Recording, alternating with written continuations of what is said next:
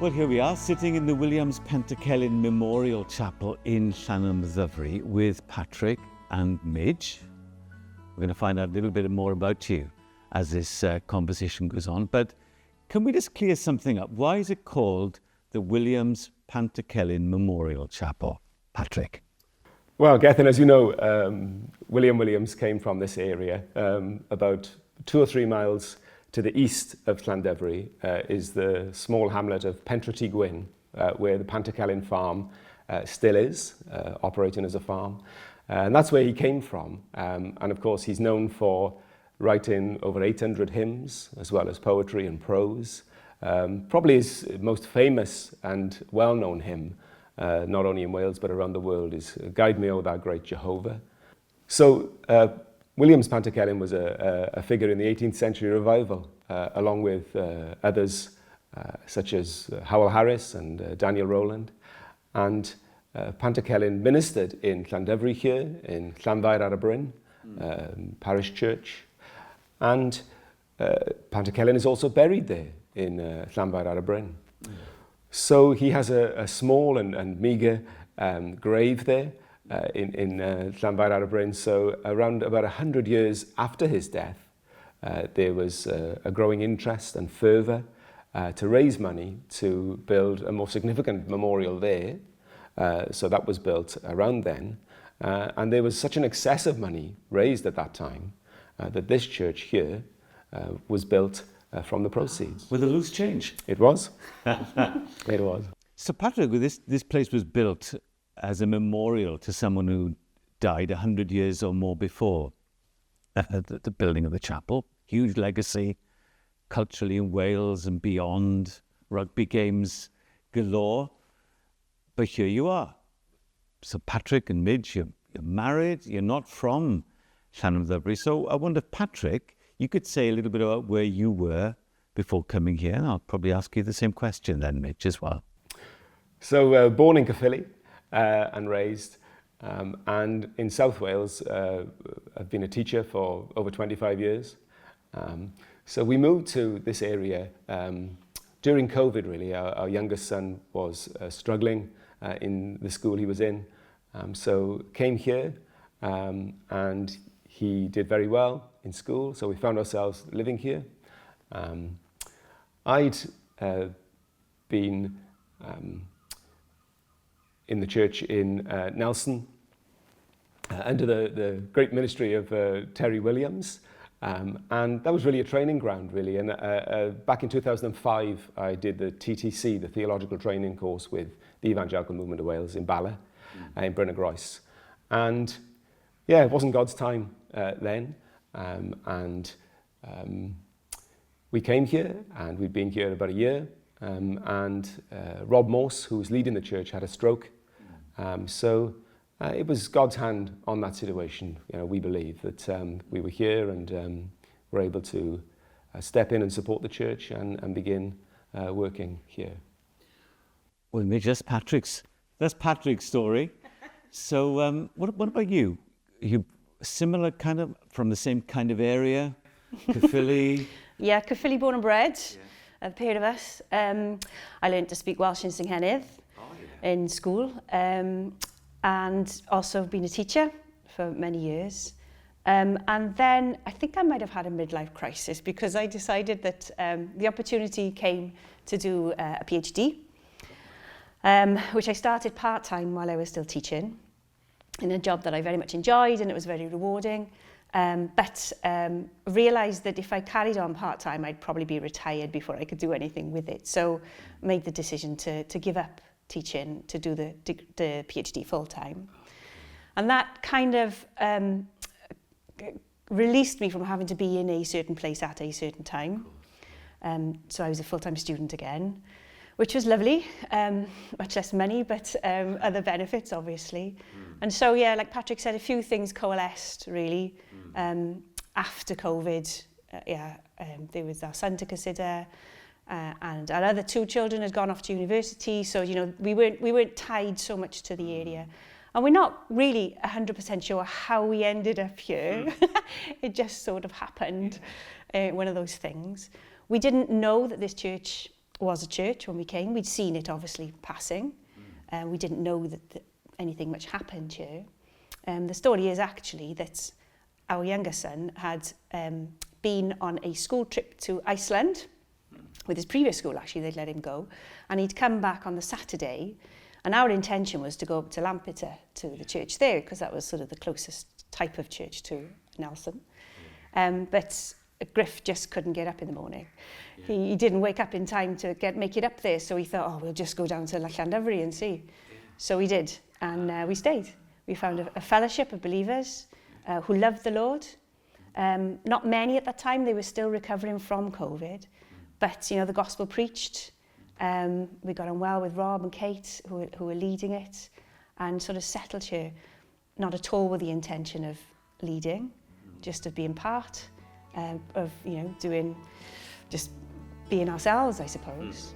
And then just gradually the opportunities came to help out and to lead.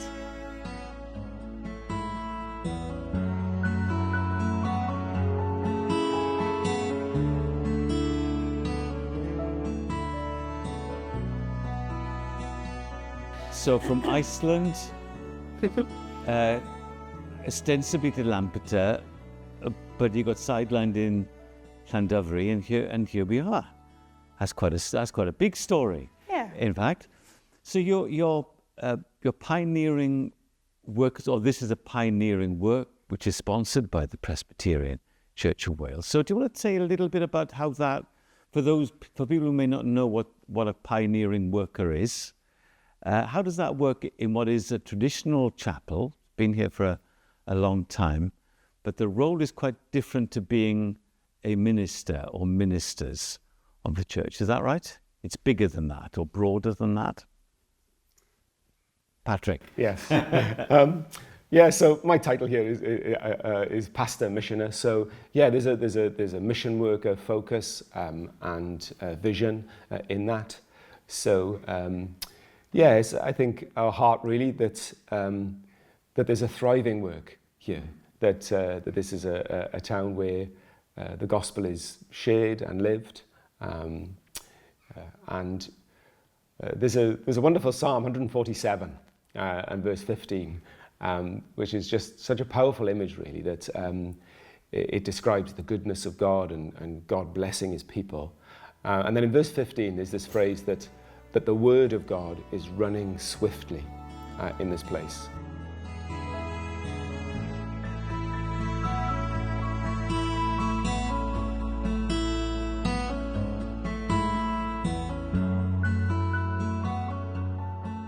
So the vision is an expansive one to cover an entire area, entire region. So this area of Llandovery, a lot of people know it, but it straddles very Welsh language culture. I guess because of the school, that probably appeals to a much broader kind of cultural audience. So tell us a little bit about Llandovery. What it's like to live here, to be here, to bring up a family here. Yeah, as you say, yeah, it's quite a diverse place in that there is that strong Welsh heritage and population, farming community, but also with it being on the tourist route and a place where there's lots of natural beauty, an amazing place that many people have come from all over the world to settle here. So there is a real mix of people. So yeah, it's making the gospel relevant to every one here in its power. So yeah, that's the aim, that's the hope. This is an English-speaking church in a very Welsh-speaking area. There are other Welsh chapels in this area, and then maybe several of them, I don't know. But I know part of your ambition is to explore a more contemporary way of being church or of worshipping. I wonder what, these may be early days, but what could that look like for you, do you think? As you know, it's a very diverse congregation here and indeed town. So we've got around 50% of the worshippers here at Fellowship are Welsh speaking. So yeah, we'd like to, reach out and provide something in Welsh for people here in their native language. So yeah, that's very much on our heart. And that sounds very much like your vision for your ministry here, is to make the gospel relevant to as many people as possible in this area. So how are you going about that? What does that look like? I think that not that we've come with any particular strategy, of course, but I think we both felt that what was needed initially was to sort of straighten what was crooked, and not crooked in a bad sense, but just strengthen what was already here.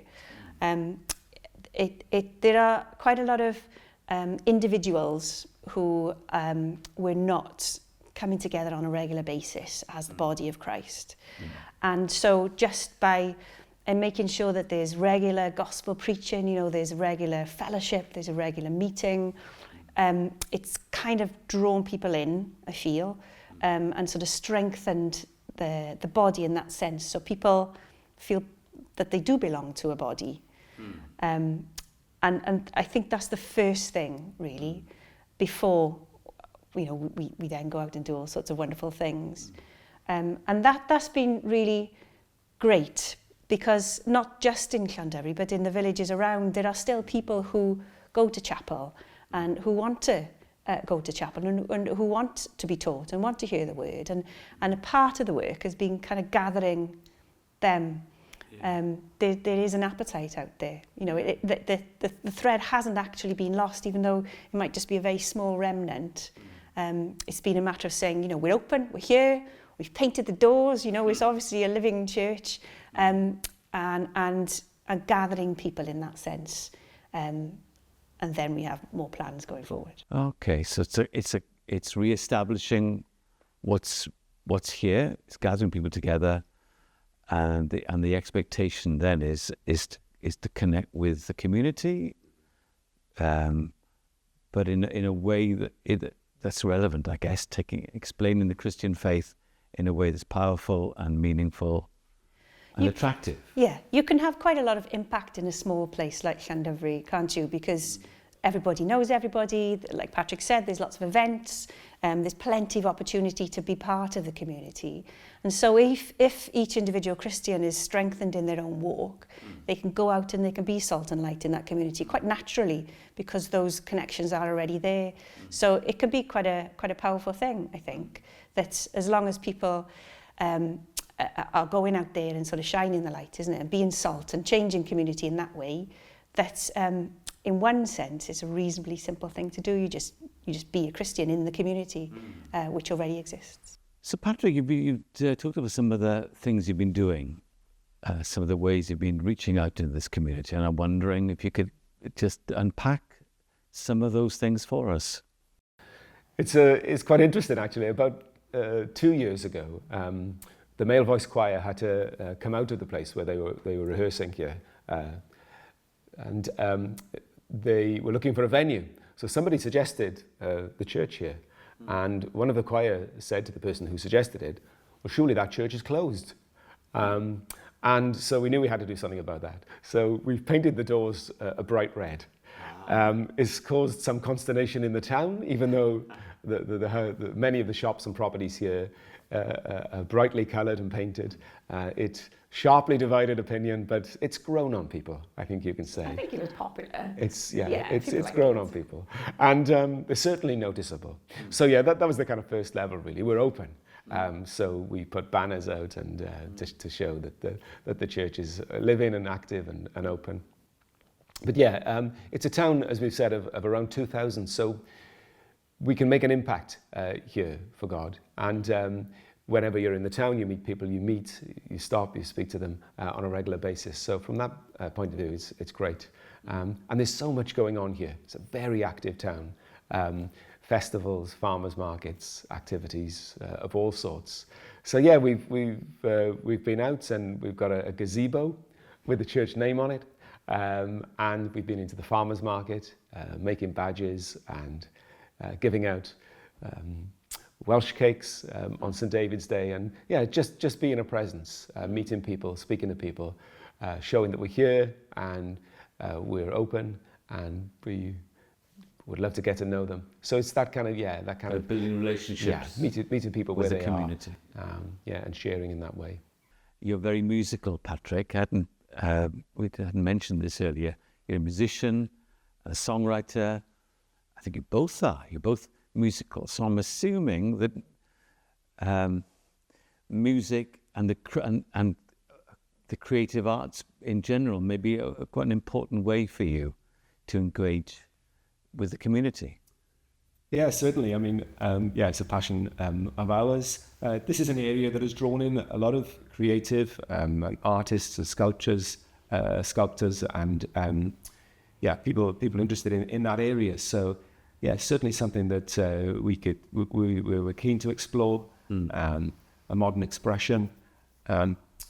We've been involved with a local church here in Ammanford who recently had an artist kind of in residence come and work with them and engage people to create art, and it was a big event and very successful and engaged a lot of people in the town. So yeah, certainly something that we'd like to do.